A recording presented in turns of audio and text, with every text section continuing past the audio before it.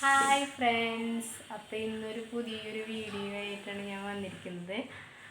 അപ്പോൾ വീഡിയോ കണ്ടിട്ട് എല്ലാവർക്കും ഇഷ്ടമായി കഴിഞ്ഞാൽ ലൈക്ക് ചെയ്യുക, ഷെയർ ചെയ്യുക, സബ്സ്ക്രൈബ് ചെയ്യുക. അപ്പോൾ വീഡിയോയിലേക്ക് കിടക്കാം. ഓക്കെ, വീഡിയോ കാണാം. അപ്പോൾ ഉഴുന്ന് ഞാൻ അരക്കപ്പ് ഉഴുന്നും കുറച്ച് ഉലുവയും കൂട്ടിയിട്ട് നന്നായിട്ട് കഴുകിയിട്ട് ഫ്രിഡ്ജിൽ വെച്ചിട്ടുണ്ടായിരുന്നു. വെള്ളം ഒഴിച്ച് ഫ്രിഡ്ജിൽ വെച്ചു കേട്ടോ. നന്നായി കഴുകണം. 2-3 പ്രാവശ്യം നന്നായിട്ട് കഴുകിയിട്ട് ഫ്രിഡ്ജിൽ വയ്ക്കുക. എന്നിട്ട് ആ വെള്ളത്തോടു കൂടി വേണം നമുക്ക് അരച്ചെടുക്കാൻ. പിന്നെ നമ്മൾ കഴുകരുത്. ആ തണുപ്പും വെള്ളവും വെച്ചിട്ട് അരച്ച് കഴിഞ്ഞ് കഴിഞ്ഞാൽ നല്ല സോഫ്റ്റായിട്ടുള്ള ഇഡ്ഡലി നമുക്ക് കഴിക്കാം കേട്ടോ. അപ്പോൾ അതിട്ടു. അത് കഴിഞ്ഞതിന് ശേഷം ഒരു കയ്യിൽ ചോറെടുക്കുക. ഒരു കയ്യിൽ കേട്ടോ, ഒരു കയ്യിൽ ചോറിടാം. അത് ജാറിലേക്ക് ഇട്ട് കൊടുക്കുക. ഇത് കഴിഞ്ഞിട്ട് നന്നായിട്ട് അരച്ചെടുക്കുക. പിന്നെ വെള്ളമൊന്നും ഒഴിക്കരുത് കേട്ടോ. ആ വെള്ളത്തിൽ തന്നെ നമ്മൾ അരച്ചെടുക്കണം. നന്നായിട്ട് അരച്ച് ഹൈ സ്പീഡിലിട്ടിട്ട് നന്നായിട്ട് അരച്ചെടുക്കണം കേട്ടോ.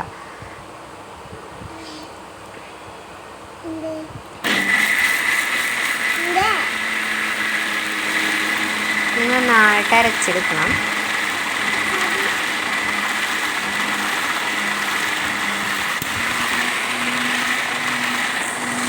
നന്നായിട്ട് അരഞ്ഞു വന്നിട്ടുണ്ട്. അപ്പോൾ നമ്മൾ എന്ത് ചെയ്യുമ്പോഴും ഒരു അളവോടുകൂടി ചെയ്യുമ്പോൾ നമുക്കത് കറക്റ്റായിട്ട് വരും.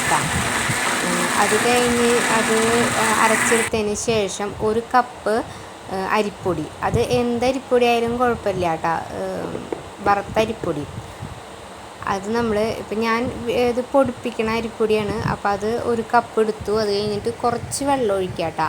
അത് നമ്മൾ നോക്കിയിട്ട് ഒഴിക്കണം, അല്ലാണ്ട് കൂടുതലായിട്ട് ഒഴിക്കരുത്. അത് ഒഴിച്ചതിന് ശേഷം കുറേശ്ശെ അരിപ്പൊടി ഇട്ടിട്ട് വേണം കേട്ടോ. ഒറ്റയടിക്ക് ചിലപ്പോൾ അതിൽ മിക്സിയുടെ ജാറിൽ കൊള്ളുന്നു വരില്ല. അപ്പോൾ അതുകൊണ്ട് കുറേശ്ശെ വേണം അരിപ്പൊടി ഇടാൻ. എന്നിട്ട് വീണ്ടും അരച്ചെടുക്കുക. ഇതിപ്പോൾ കണ്ട അരഞ്ഞു വന്നിട്ടുണ്ട്. അത് കുറച്ച് മാറ്റി വെച്ചതിന് ശേഷം അതിലേക്ക് വീണ്ടും ബാക്കിയുള്ള അരിപ്പൊടിയും കൂടി ഇട്ട് കുറച്ചും കൂടി വെള്ളം ഒഴിച്ചിട്ട് ഒന്നും കൂടി ഹൈ സ്പീഡിൽ ഇട്ടിട്ട് അടിച്ചെടുക്കാം കേട്ടോ. അപ്പോൾ എന്താ പറയുക, മെഷർ കപ്പ് ഉണ്ടെങ്കിൽ അതായിരിക്കും നല്ലത്. ഇല്ലയെന്നുണ്ടെങ്കിൽ ഗ്ലാസ് ആയാലും മതി. ഇല്ലാത്തൊരു വിഷമിക്കേണ്ട, ഒരു ഗ്ലാസ് ഉണ്ടെങ്കിൽ ആ ഗ്ലാസ്സിന് ഉഴുന്നും അരിപ്പൊടിയും ആ ഗ്ലാസ്സിൽ തന്നെ എടുക്കുക. അപ്പോൾ ഇതേ അരച്ചിട്ട് ഞാൻ ഇതേ പാത്രത്തിലേക്ക് ഒഴിച്ചു വെച്ചിട്ട്, അപ്പോൾ പാത്രം ചെറുതായത് കൊണ്ട് ഞാൻ പാത്രം മാറ്റിയിട്ടാണ്. അപ്പോൾ ഇത് പിറ്റേ ദിവസം പൊന്തി വന്നിട്ടുള്ളതാണ് കേട്ടത്. അത് നമ്മൾ രാത്രിയിൽ അരച്ച് വെച്ച് കഴിഞ്ഞ് കഴിഞ്ഞാൽ കാലത്ത് നമ്മൾ നേരം വെളുക്കുമ്പോൾ അത് പൊന്തി വരും. അപ്പോൾ രാത്രി ഞാൻ അരച്ച് വെച്ചത് ഒരു 9 മണിക്കായപ്പോൾ അരച്ച് വെച്ചു രാത്രി.